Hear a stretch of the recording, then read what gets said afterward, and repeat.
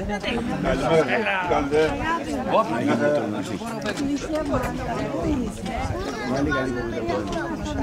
κάποιοι που τα βάζουν. Είμαστε στο χωριό. Για καμιά ώρα. Εκείνο είναι εδώ. Ότι δεν έχεις αλλεργία. Βασιλεία, και αληθεύει αυτό που λέει ότι κάθε εβδομάδα που συζητάει είναι σαν να είναι η πρώτη φορά. Όχι. Έλα, πάμε, έλα παιδιά. Τι έχεις αλλεργία? Για περάστε μέσα, παιδιά. Από κάποιον αστάθμητο παράγοντα.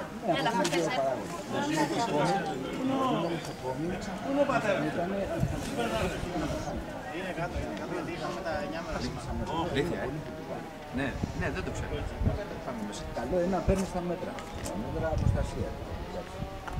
Θα πρέπει να φάει τσιμπήματα, θα πρέπει να φάει. Γιατί είναι τις επόμενες ημέρα δεν λέγεται. Το λίτσι πρέπει.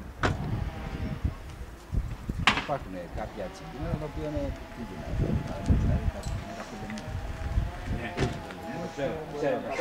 Τα έχει πει ο γιατρός σαν αισθησιολόγος. Πριν σου κόβει την αεροφόρο οδό και είσαι τελειωμένο.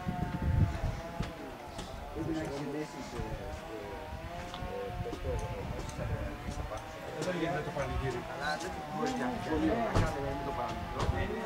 Εντάξει, γιατί και αυτά είναι κίνηρα.